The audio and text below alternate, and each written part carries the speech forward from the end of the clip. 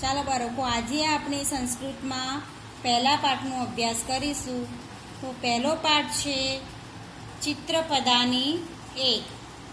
તો ચિત્રપદાની એટલે કે ચિત્રો આપેલા હશે, એ ચિત્રોને આપણે જોવાના છે કે આ ચિત્ર શાનું છે. તો આ ચિત્ર છે બળદ. બળદને હવે આપણે સંસ્કૃતમાં શું કહીશું એ આપણે જોવાનું છે. તો બળદનું ચિત્ર છે એ આપણને ચિત્ર ઉપરથી આપણને ખબર પડશે કે આ બળદનું ચિત્ર છે, પરંતુ ફક્ત બળદ લખેલો શબ્દ હશે એને આપણે સંસ્કૃતમાં શું કહીશું એ આપણને ખબર પડશે નહીં. તો બળદને આપણે સંસ્કૃતમાં શું કહીશું? વૃષભ. વૃષભ એટલે બળદ. બીજું ચિત્ર છે ગધેડાનું. તો ગધેડાને આપણે સંસ્કૃતમાં શું કહીશું? ગધર્ભ. ગધર્ભ એટલે ગધેડું. ત્રીજું ચિત્ર છે ઘેટું. તો ઘેટું, તો એને આપણે સંસ્કૃતમાં શું કહીશું? મેષ. મેષ એટલે ઘેટું. પછીનું ચિત્ર છે નોરિયું. તો નોરિયાને આપણે સંસ્કૃતમાં શું કહીશું? નકુલ. શું કહીશું? નકુલ. તો નકુલ એટલે નોરિયું. પછી છે મોર. તો મોરને શું કહીશું? મયુર. મયુર એટલે મોર. પછી છે કાગડો. તો કાગડાને સંસ્કૃતમાં શું કહીશું? કાક. કાક એટલે કાગડો. પછીનું ચિત્ર છે તારું. તો તારું છે તો એને આપણે સંસ્કૃતમાં શું કહીશું? તાલ. તાલ એટલે તારું. પછી છે દીવો. દીવાને સંસ્કૃતમાં શું કહેવાય? દીપ. દીપ એટલે દીવો. પછી છે ઘડો. તો ઘડાને શું કહીશું? ઘટ. ઘટ એટલે ઘડો. પછી છે સાપ. તો સાપને શું કહીશું? સર્પ. સર્પ એટલે સાપ. પછીનું ચિત્ર છે મગર. તો મગરને સંસ્કૃતમાં શું કહીશું? મકર. મકર એટલે મગર. પછીનું ચિત્ર છે દેડકો. તો દેડકાને સંસ્કૃતમાં શું કહીશું? મંડુક. મંડુક એટલે દેડકો. હવે સંસ્કૃત શબ્દો નીચે આપેલા છે અને સામે ચિત્ર આપેલું છે, એટલે ચિત્ર જોઈને આપણે એને ગુજરાતી અર્થ અને સંસ્કૃત અર્થની ખબર પડશે, પરંતુ આપણે એને એ શબ્દોના અર્થ યાદ રાખવાના છે કે વૃષભ એટલે બળદ થાય. તો ફરીથી એકવાર રિપીટ કરીએ. વૃષભ એટલે બળદ, ગધર્ભ એટલે ગધેડું, મેષ એટલે ઘેટું, નકુલ એટલે નોરિયું, મયુર એટલે મોર, કાક એટલે કાગડો, તાલ એટલે તારું, દીપ એટલે દીવો, ઘટ એટલે ઘડો, સર્પ એટલે સાપ, મકર એટલે મગર, મંડુક એટલે દેડકો. તો આ ચિત્રપદાની એકના શબ્દોના અર્થ છે. હવે આવશે ચિત્રપદાની બે. તો ચિત્રપદાની બેમાં પહેલું ચિત્ર છે છોકરી. તો છોકરીને આપણે સંસ્કૃતમાં શું કહીશું? કન્યા. કન્યા એટલે છોકરી. ઉત્પીઠિકા. ચિત્ર શાનું છે? ટેબલ છે. તો ટેબલને આપણે સંસ્કૃતમાં શું કહીશું? ઉત્પીઠિકા. ઉત્પીઠિકા એટલે ટેબલ. પછી છે વેલ. તો વેલને સંસ્કૃતમાં શું કહીશું? લતા. લતા એટલે વેલ. પછી શાનું ચિત્ર છે? થાળી. તો થાળીને શું કહીશું? સ્થાલિકા. અને સ્થાલિકા એટલે થાળી. હવે આવે છે ફૂલદાની. ફૂલદાની બધાએ જોઈ છે. તો ફૂલદાનીને આપણે સંસ્કૃતમાં શું કહીશું? પુષ્પાદાની. પુષ્પાદાની એટલે ફૂલદાની. પછીનું ચિત્ર છે સાડી. તો સાડીને સંસ્કૃતમાં શું કહીશું? સાટિકા. સાટિકા એટલે સાડી.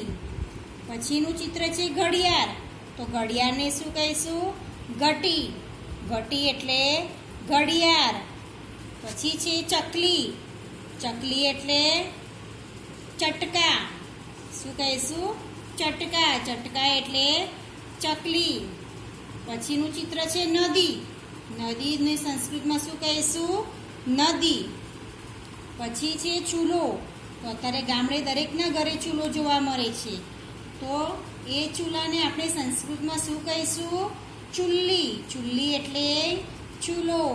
પછીનું ચિત્ર છે પેટી. તો પેટીને આપણે સંસ્કૃતમાં શું કહીશું?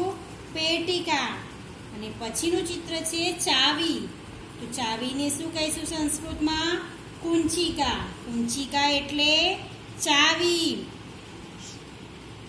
હવે ફરી એકવાર ચિત્રપદાની બેના રિપીટ કરીએ. કન્યા એટલે છોકરી. ઉત્પીઠિકા એટલે ટેબલ. લતા એટલે વેલ.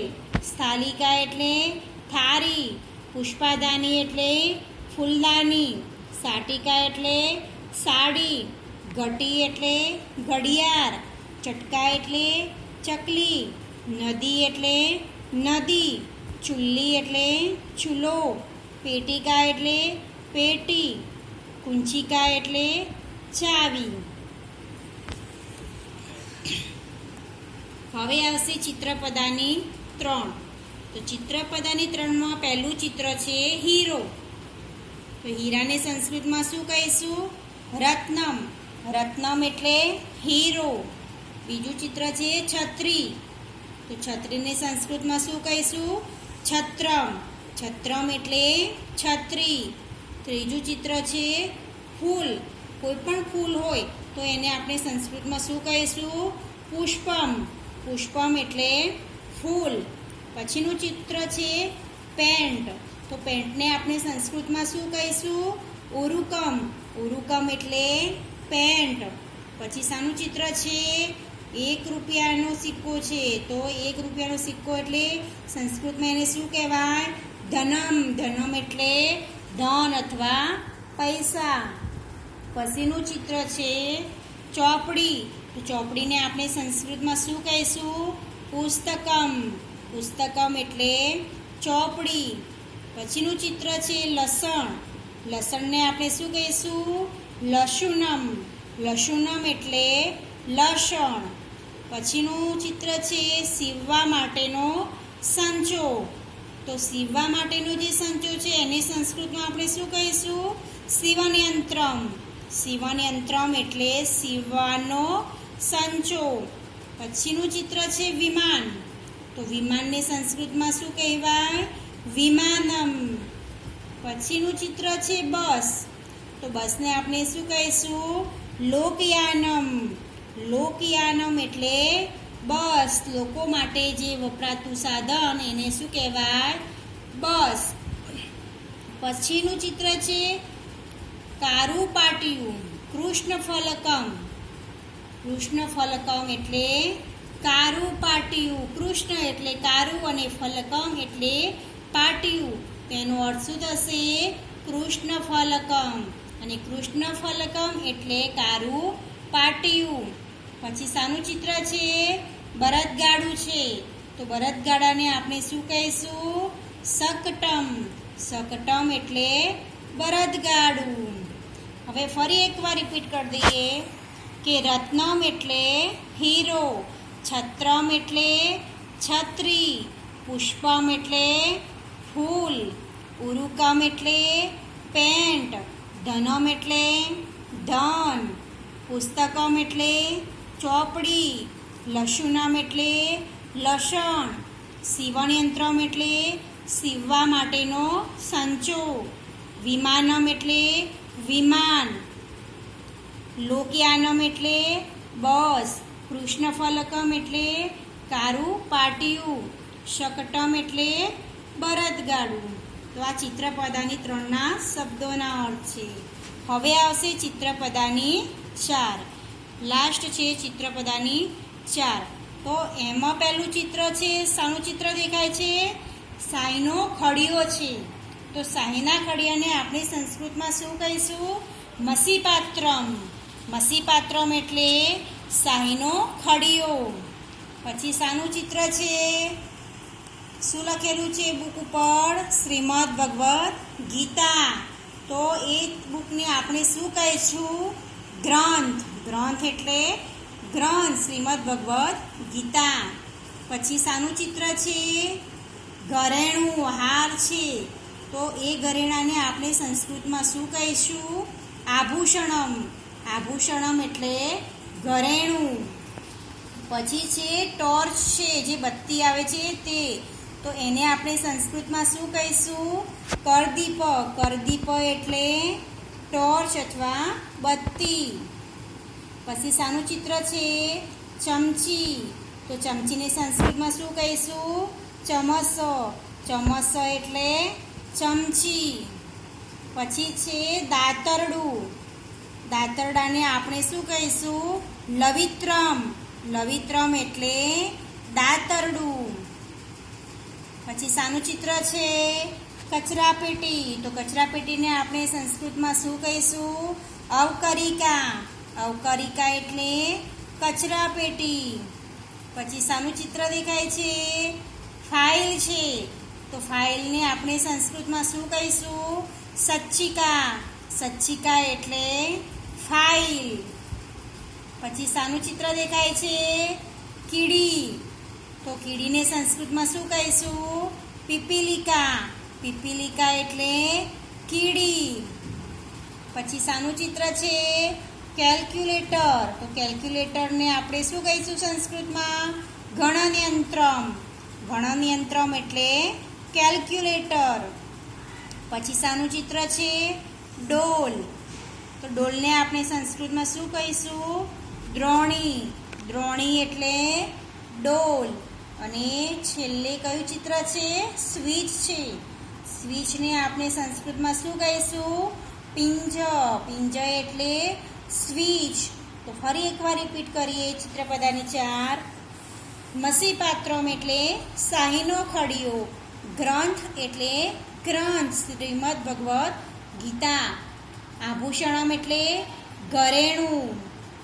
કરદીપ એટલે ટોર્ચ અથવા બત્તી. ચમસ એટલે ચમચી.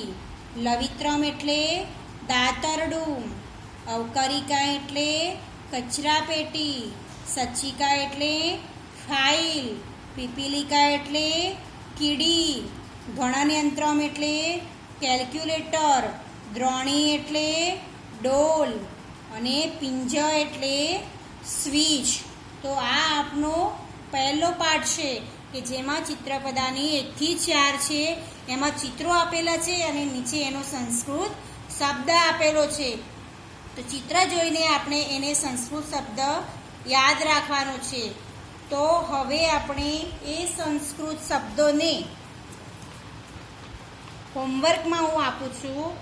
તો જે નીચે આપેલા શબ્દોના અર્થ છે ચિત્રપદાની 1 થી 4, એ તમારે 2 વખત લખવાના છે. તો આ ચિત્રપદાની 1 થી 4ના શબ્દો છે.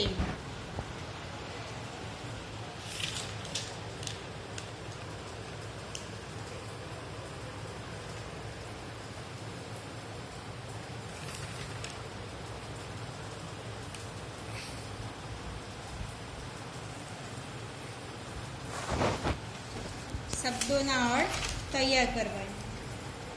જય હિન્દ.